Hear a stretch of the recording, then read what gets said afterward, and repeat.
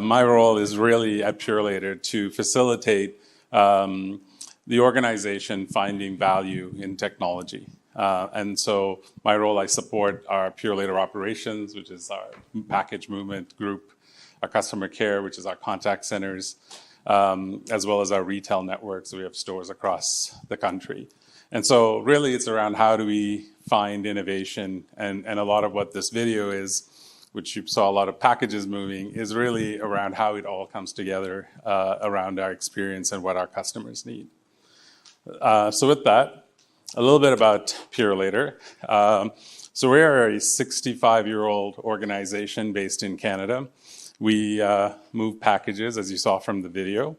We are the largest integrated package network in Canada. We move, as of today, we move about 1.3 million packages a day. So that sort of distributes across the country, as well as to the US, as well as from the US into Canada as well. So fairly extensive network. We have about 200 facilities across Canada and about 6,000 access points for our retail network for people to be able to collect packages or drop off.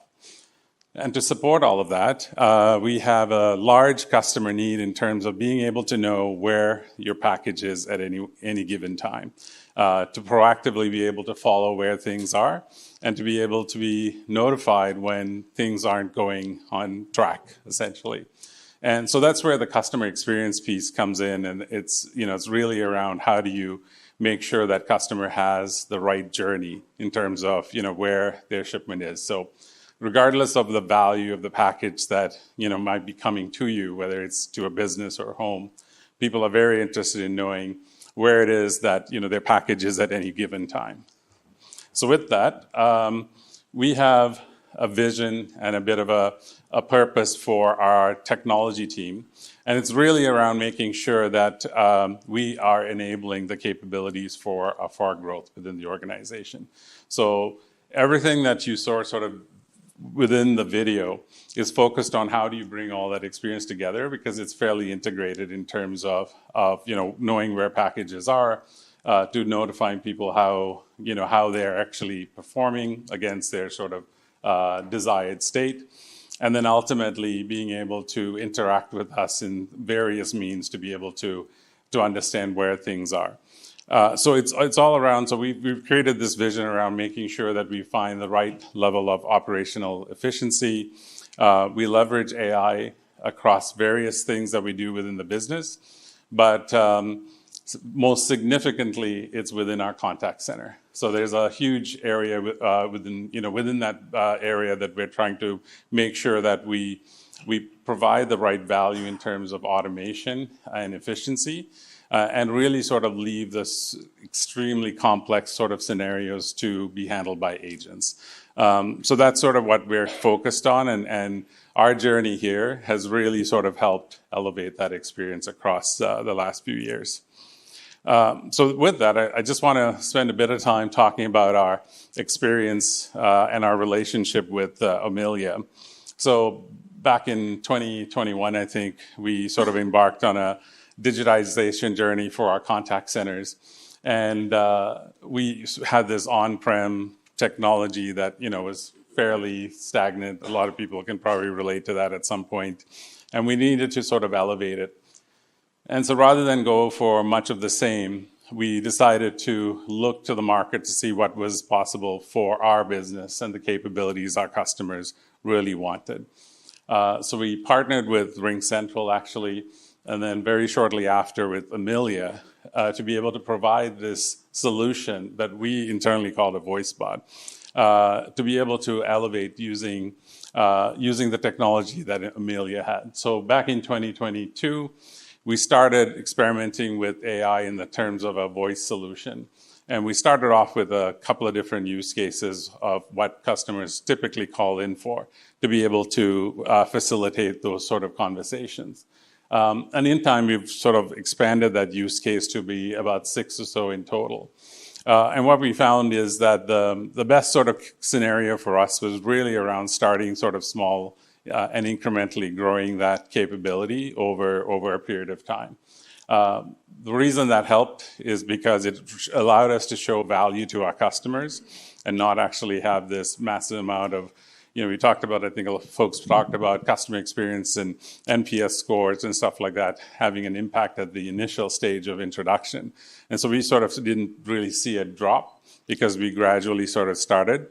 The other is we needed to prove internally to the organization that our experience was not going to be deteriorated over what they would receive through an agent, through an actual human being. So proving that allowed us to show the ROI in that incremental value and then sort of expedite sort of the capability. So we did phased rollouts at that time, and we're going to be continuing to do that in the voice solution that we have with Omilia into next year as well. And we're leveraging a lot of the analytics to really sort of prioritize. So we built a roadmap that we've had, and we keep updating it year over year to understand what it is that we want to focus on, like what's most important to our customers and what's most important to our business. In our business, although we've been around for a long time, there's been a lot of changes in the market. The demand is different. Customers' sort of expectations are very different around package delivery than it was, decades ago. So we have to be able to adapt and really kind of, tailor the solutions. Like speed is a big factor for customers, and so most of our stuff is delivered within 24 hours or less. And so for that to happen, people, there's an expectation set, and so they want to know that, that package is on their way, and how do you proactively manage that expectation? So that was sort of the voice journey over the last 3 or so years. And that's going to continue to evolve, as I said, into next year. And we've seen some tremendous results, which we'll touch on soon as well. Recently, we sort of decided to transition from an existing chat capability that we already had in place that was working fairly well. But leveraging the success that we saw on the voice side, we decided to see what sort of capabilities we could actually leverage to, have this common sort of back end to be able to have the same experience for our customers through a chat solution. As I said, the previous chat solution worked fairly well for us. We'd had it in place for about 4 or 5 years, and it actually provided the benefits that we were looking for. But the question was, what's next? How do we elevate that experience even further? And so we met with Omilia, I think about a year ago, and will keep me straight. And we said, here's really the problem we're trying to solve, right? We were having issues with the reliability of the solution, although when it worked fairly well. We wanted to make sure that we could expand the solution. We had limitations in being able to do that with the old solution, et cetera. And the guiding light was it had to be better than what we have today, or at least, minimum the same, but it had to be better, and it had to be at par with what our human, like agents, were actually providing in terms of service to be able to do that. And so this is very recent. This only launched in like a month ago, and we're continuing to monitor, how it's performing, the progress, and we've had some tremendous results so far, and it's literally in the last month. So very happy in terms of how that's progressing, and there's definitely more in that journey that we are also going to explore. But that's sort of the two kind of main focus areas at this point that we've sort of embarked on with the Omilia solution. So in terms of what's next around these two, as I said, we're going to be expanding some of that capability, adding more use cases. So we have a lot of call types that come through into our contact centers. And so those call types are what we're targeting in terms of use cases that we would try to facilitate through these solutions. We want to be able to explore and integrate with generative AI even more, obviously, with what we already have. We do want to be able to have our voice and chat solutions at par in terms of capability. So in terms of use cases that we actually have and are capable of doing, we want to make sure that we have that unified experience regardless of which channel the customer chooses to use. So that's an expectation that we have over the next little while.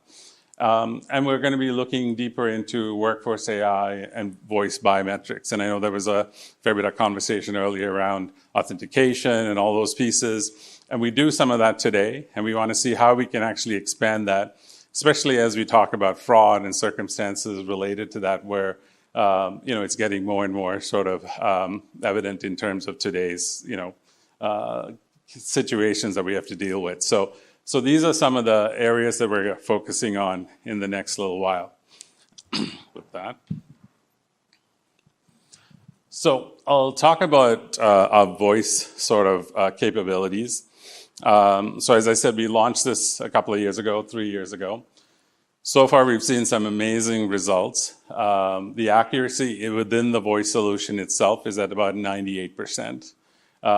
We have about 2,600 or so calls per day that's redirected to our voice for some of our top use cases. And just in case, for package sort of delivery companies, typically the top use cases are around delivery address corrections, delays, wanting to know the time or an ETA of a package delivery, et cetera. And so that's typically a lot of the calls that we sort of direct. It's very integrated in terms of being able to respond to the customer with the appropriate sort of tracking information. It ties into our CRM in the background, is able to create the right types of cases that get funneled into our back office support that can be responded to. And currently our voice channel is handling about 35% of the overall interactions, which is reducing the load on our contact centers. And that experience has been changing over the last few years with this solution as well. We have within the interactions that end up with voice, we have over 40% containment, which is pretty exceptional today. We understand that, and we will never get to 100%, and that's never going to be a goal. We understand that customers that especially call into the contact center, and I'll share some data around chat, are calling in with complex, sometimes scenarios that can't today be solved through the means that we've actually deployed. So sometimes people, we were talking about this yesterday, people really feel like they need to be heard about their circumstance.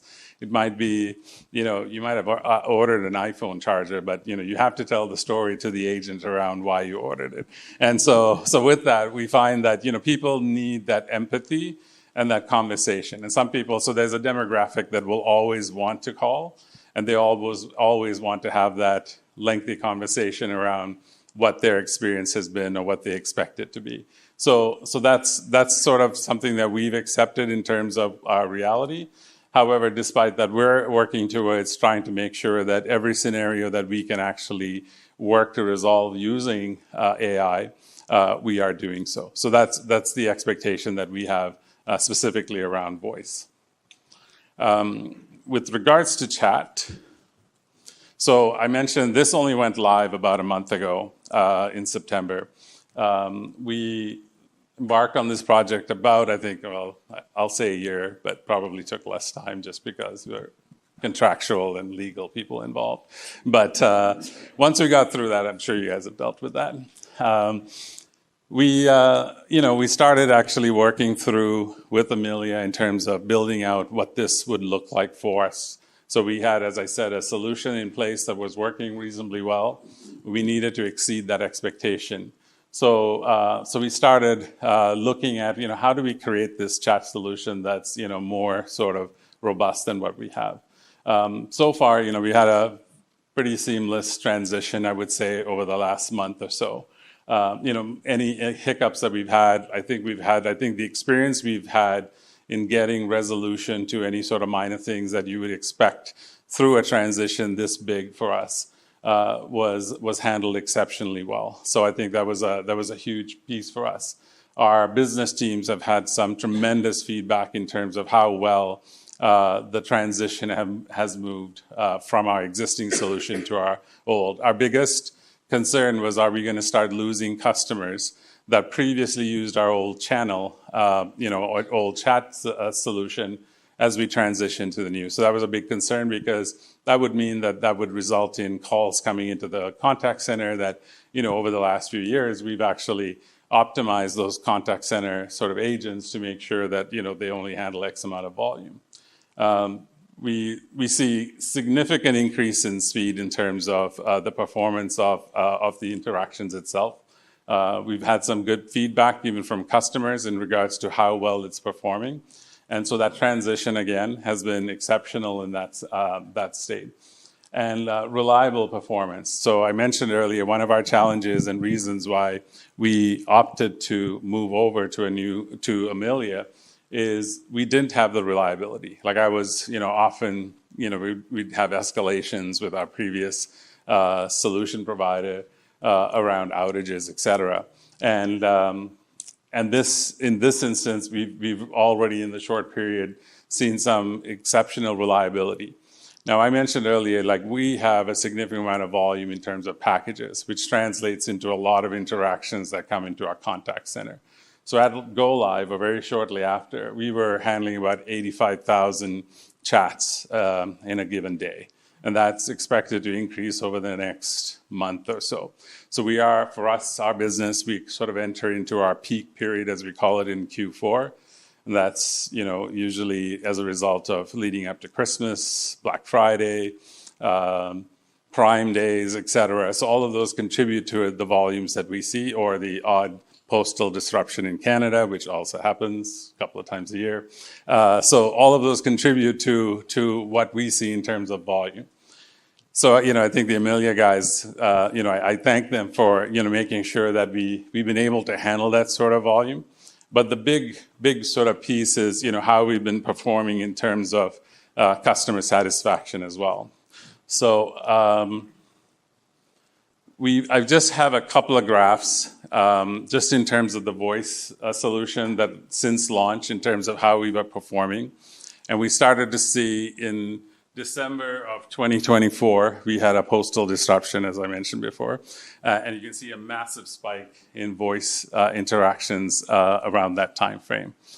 Chat, on the other hand, which only launched a month or so ago, started to see some massive increases as we turned on more capabilities. So we had multiple platforms that actually leverage a chat solution.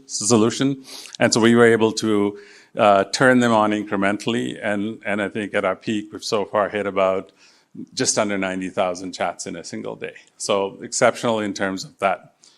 It was just a quick demo of what we actually launched a couple of weeks ago.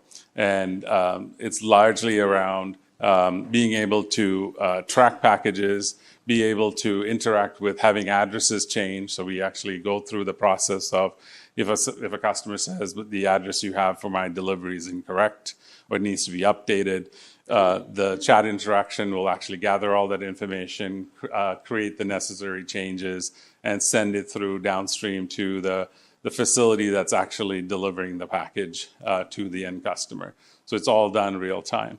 Alternatively, we will notify customers of when packages are en route, and they may ask for packages to be left at a different location, maybe the side door, back door, et cetera.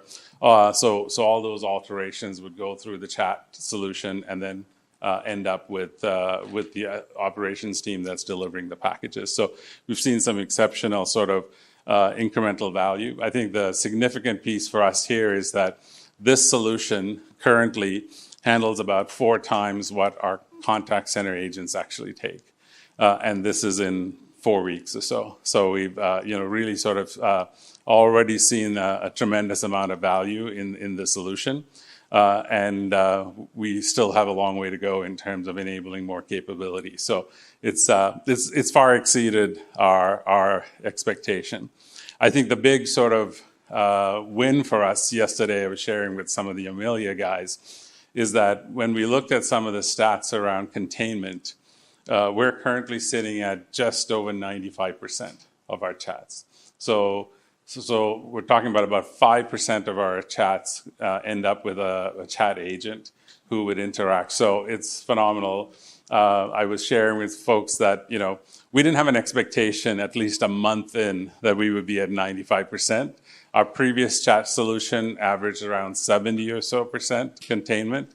So to be able to see that, in the initial weeks is a tremendous achievement, right, for us. So I do want to give a big shout out to everybody that worked on this project for us.